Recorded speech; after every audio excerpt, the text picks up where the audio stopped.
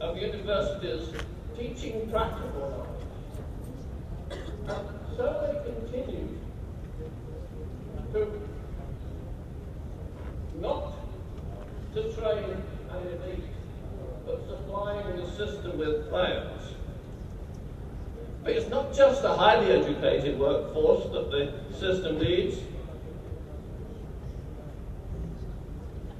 But the point is, by the time this has happened, education, we ask the question, is it a right, or is it a privilege, or is it a purpose? The real issue here is that we all know about the human right of education, but what happens when universities expand at the rate that they are? And at first we can say, wonderful, it's giving so many other people who would never have the opportunity a chance to go into universities. But you see,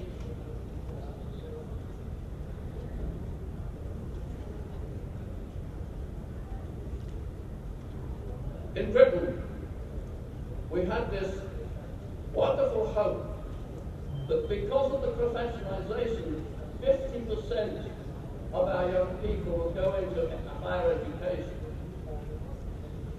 And education then became a commodity, just like any other commodity. And the trouble was the state couldn't afford to have 50% of its young people going into higher education. So it introduced fees. Now, £9,000 a year is the basic fee for any student in the higher education system, which means all that hope of having those poorer people come into higher education goes.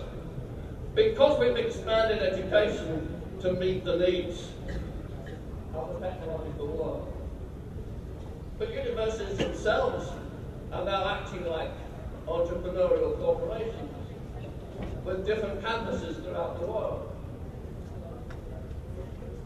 But then, and I will have to bring my talk to a close now because I know I'm going over time. We used to have a saying in Britain, 10 years ago, a degree gets out of date in 10 years. 5 years ago, it took only 5 years. 3 years ago, it was 3 years. Now, the knowledge you learn in your first year of university is out of date by the time you get to your last. And so, what we had was practitioners coming back to universities in their droves. And we got continuing and recurrent education with master's degrees and doctorates. But they weren't traditional master's degrees and they weren't traditional doctorates. It was practical master's degrees, Master of Education, Master of Psychology, etc. And it was Doctor of Psychology and it was Doctor of Education, but everything was changing. And if the universities didn't do it, the corporations would.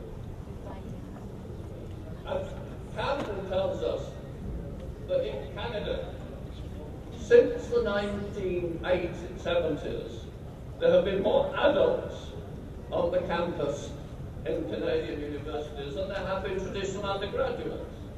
The universities have expanded and expanded to cater for this part-time continuing lifelong students. So I'm going to finish my talk by skipping the last bit and moving on to the fact that we are now offering limited and learning unlimited, but this is all forms of learning that we offer from universities so that we can equip our world. And what I want then in finishing is to say, and I'm sorry that I've had to skip a lot of my talk, but there are a number of questions which I want us to consider as a result of the lessons we have learned. The first is, if Kalecki is right, and as a result of the present economic crisis, we're having a new form of capitalism, what will it be like? Perhaps it will be a little softer, a little more moderate. We can see this with large pharmaceutical companies beginning to sell their goods at lower rates than the poor. So there may be affirmative action for the poor. But the United Nations Declaration was agreed that education is a human right. And UNESCO pioneered education for all. What we see from the EFA reports, that the aims will not be met by 2015. Indeed, just recently I was at a meeting at the in Brussels of the European Union, where we were told that France, one of the most educated countries in the world, 5% of its 17-year-olds are illiterate. France, 5% illiterate.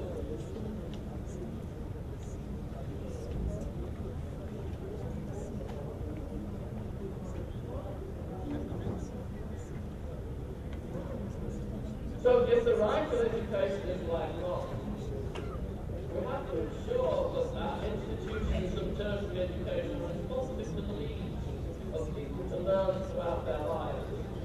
Not just for work, but for leisure. And what about the third age? One of the fastest growing areas of educational growth. But we also need to recognize that we can't have too narrow a spectrum of knowledge. And so we need to ensure that we cover the whole spectrum. And we need responsible governments for the world in which we live. Teaching is a highly responsible and skilled job. Teacher training is necessary at all levels. Understanding human and personal learning is at the heart of much of this. And adult education, the education of adults, should not forget its radical history, especially here in Brazil, because perhaps we will never build a city of man without a radical street.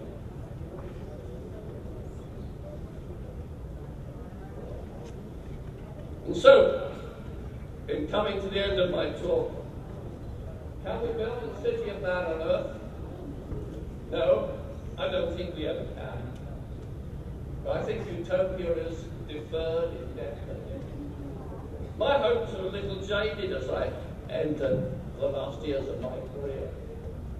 But then there is a great paradox. The human being is a learning animal, and we keep on learning, and we will keep on learning. And the fact that we do keep on learning shows that the human project has not got an end. And so we can keep on trying to build that elusive city, even though it will be like a mirage, and we will never get there. Thank you very much.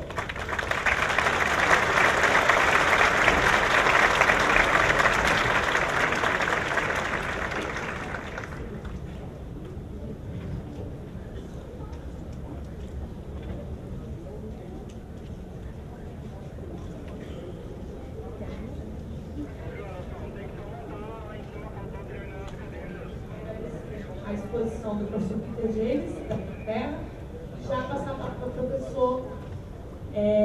professor Carlos Abicail, daqui do Brasil, para ter sua exposição também para a Vou fazer uma breve apresentação. Bom dia a cada um e cada uma, com as saudações por esse imenso fórum e já iniciando uma pretensa resposta à primeira pergunta famosa sobre nós e para nós, e que faria o europeu deste Rio Grande do Sul, veio tocar o nosso coração, para dizer que, indistintamente das divisões e dos exercícios de poder que se exercitaram ao longo dos 5 últimos séculos, nossa identidade humana supera essas divisões. E ainda refletindo sobre aquele núcleo de poder a que o Peter fez referência, eu notei bem, nós que estávamos mais próximos da mesa, e quando ele se referia a uma determinada companhia que tinha uma administração num único dia de recursos na Bolsa de Valores superiores ao PIB da Argentina, ele trocou de dedo para indicar o número 1. Ele trocou o dedo indicador pelo outro. E isso faz parte também dessa nossa singela tradição de acolher com verdade aquilo que pode ser dito também em outros idiomas, em outras linguagens, em outras expressões.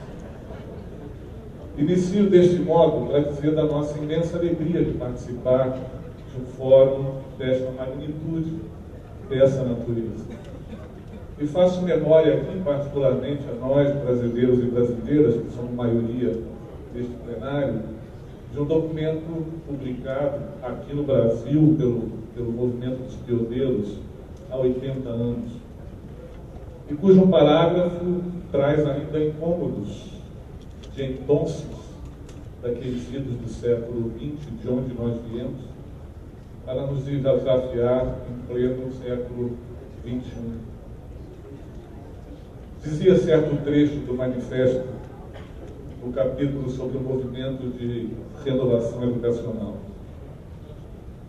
por que nossos programas se haviam ainda de fixar nos quadros de segregação social em que os encerrou a República há 43 anos, enquanto nossos meios de locomoção e os processos de indústria centuplicaram de eficácia em pouco mais de um quartel de século? Porque a escola havia de permanecer entre nós isolada do ambiente como uma instituição enquisteada no meio social, sem meios de influir sobre ele, quando, por toda parte, rompendo a barreira das tradições, a ação educativa já desbordava a escola, articulando-se com as outras instituições sociais para estender o seu raio de influência e de ação. Uma mesa com a proposição nesta conferência de tocar nessa tríade de educação, universalização e democratização, sem dúvida nenhuma tem que emprestar muitos olhares distintos sobre o peso de nós, sobre o risco de nós cairmos numa certa cegueira situacional que, ao invés de nos levar à ingenuidade, poderia nos induzir a um suicídio global. E é nesta condição, nós que viemos dos movimentos sociais, alguns de nós, como eu, experimentamos o que significa o cativeiro da democracia no mundo da sociedade capitalista e desigual, e de que maneira impérios como Murdoch, que tem seus asséculos aqui no Brasil, tentam de todo modo deslegitimar os avanços que, através da democracia, também expressam parcelas abandonadas do processo histórico durante muito tempo sujeitadas ao silêncio. Na última sexta-feira, percorria as principais capitais da Europa Alexis Tsipras, que dirige a coalizão Syriza na Grécia. E ele advertia, entre outras coisas, no seu percurso iniciado em Paris, logo depois da recente vitória de Hollande, e seguia para a terra de Angela Merkel, na Alemanha, alguns trechos que eu me reservei durante a intervenção da Rosa de copiar. Dizia ele: não sei se estamos causando medo na Europa, mas acho que sim, surpreendemos um pouco.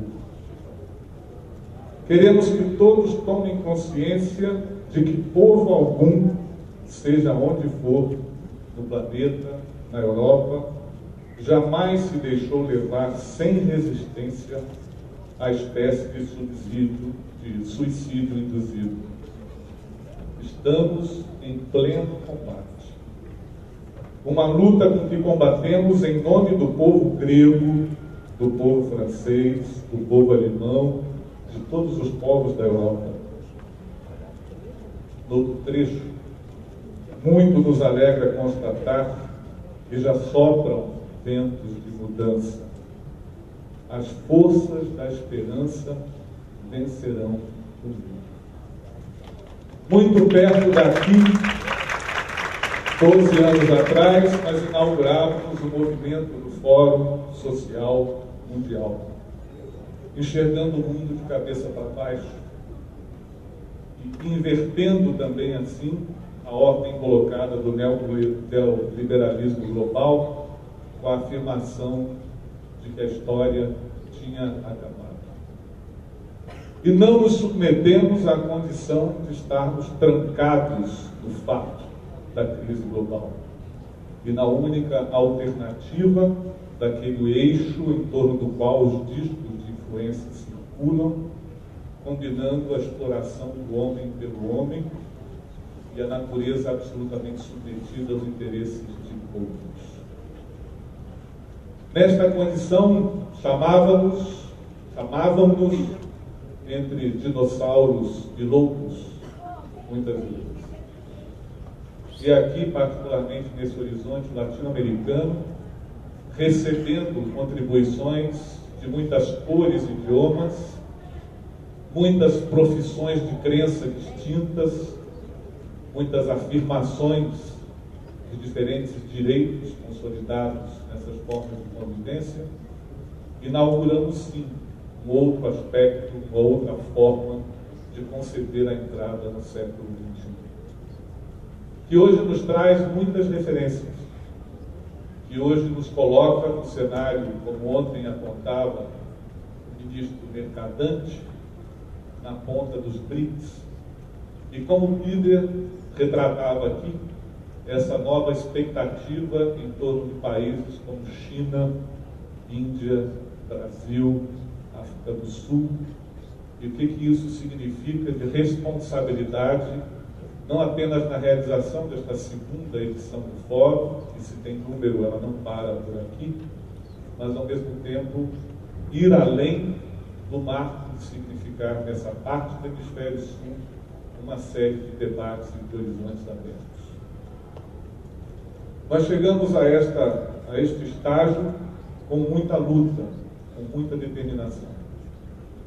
E durante muito tempo enfrentando na marra a construção de políticas públicas que se configuram, em primeiro lugar, como um ambiente de reivindicação, portanto, de contestação, de inconformismo, de forte emoção, de muita sensibilidade e de um grande horizonte de construir decisões coletivas que sejam capazes de contagiar, de contaminar, de envolver.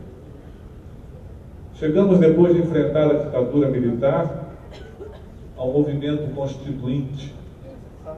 E em função dessas lutas, muitas vezes silenciadas, não só por disciplina, mas por imposição a ferro e fogo, tal qual na dança de ontem, quando o bispo se converte aos indígenas, na apresentação que vimos ontem, da abertura cultural, e da alteração das musicalidades e interpretações do mundo, inclusive do que significava ter a terra de Santa Cruz, celebrando a humanidade e aquilo que era a manifestação dos diversos saberes e olhares sobre a convivência do mundo.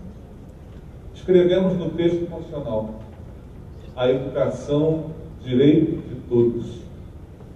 E hoje nós consideramos na crítica à linguagem que todos pode ser sujeito indeterminado. E, portanto, atrás dessa expressão há muito que se olhar, há muita diferença e desigualdade que precisa ganhar expressão. E como dever do Estado e da família, ainda no singular da família, Também hoje já temos muitas distinções a fazer sobre o conteúdo de linguagem em torno da expressão Estado e de sua conformação atual no exercício da democracia capitalista, e de quais sejam os diversos horizontes das famílias sobre as novas formas de convivência e de valores da sociedade contemporânea. Será promovida a educação como direito e incentivada com a colaboração da sociedade, visando o pleno desenvolvimento da pessoa, e não mais como estava na versão anterior, do homem. E nessa significativa alteração do termo homem para pessoa, vai aí uma dimensão completamente distinta de qual seja o modo de enxergar o processo educativo, a presença do Estado e da própria sociedade nessa conformação. O seu preparo para o exercício da cidadania e em pleno horizonte do debate da conformação do neoliberalismo, dos que seríamos inúteis, na maioria, e daqueles que ainda teriam alguma utilidade, a afirmação de que a qualificação não para o emprego, mas a qualificação para o trabalho. Essa distinção, que aparentemente é uma distinção pequena, gera inclusive hoje um grande espaço de conformação de políticas públicas e de manifestações de resistência. Ao vir para cá hoje, de carona, com o ônibus do Instituto Federal de Alagoas, ele estava tomado por rendeiras. E o que significa no Instituto Federal poder ter convivendo mestres e doutores e as mulheres rendeiras do nosso Nordeste, com a sua arte, com a sua graça, com o seu jeito, com a sua linguagem, com um incômodo que provoca que aqueles que acham que nós cabemos nos padrões dos currículos disciplinados e nas referências de produtividade escolar a partir dos exames nacionais padronizados.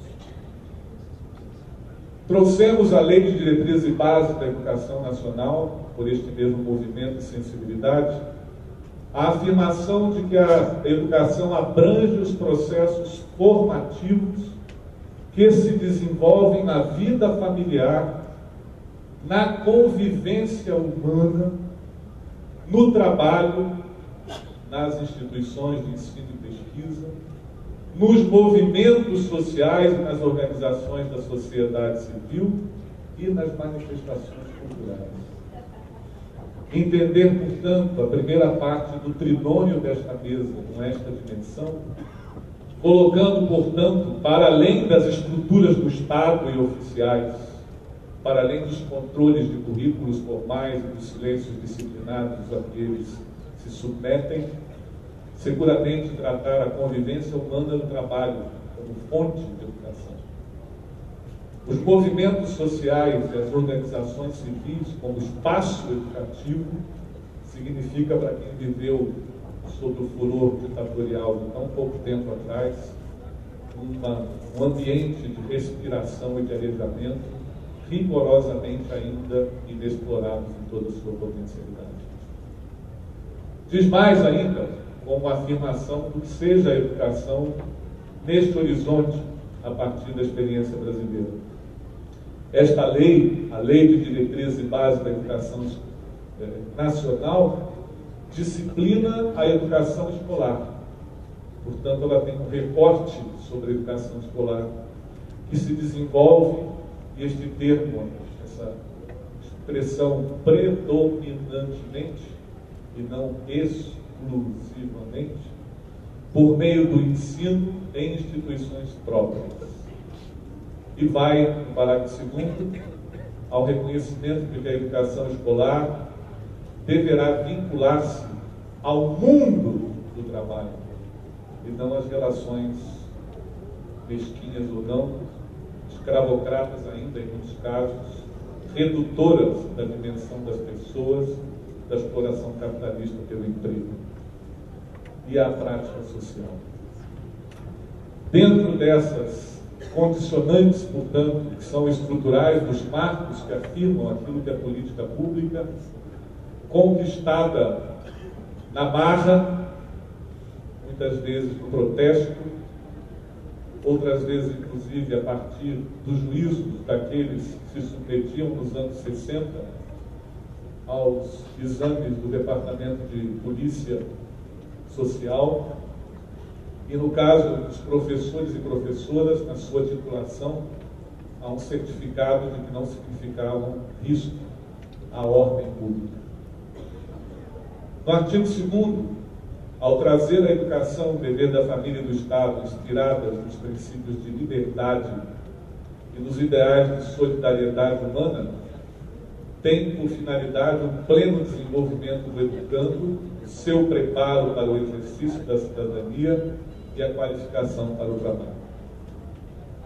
Nessas afirmações tão basilares e elementares, que a gente às vezes estuda no período de formação, antes das licenciaturas, e depois pouco revisita o seu significado escrito naquilo que é a ordem jurídica vigente, efetivamente, em muitos casos, como neste momento, em que o Congresso Nacional, dentro de poucas horas, começa o seu processo deliberativo sobre o Plano Nacional de Educação da próxima década, que é precisamente na data de hoje, dia 29, está agendado para à tarde, na comissão especial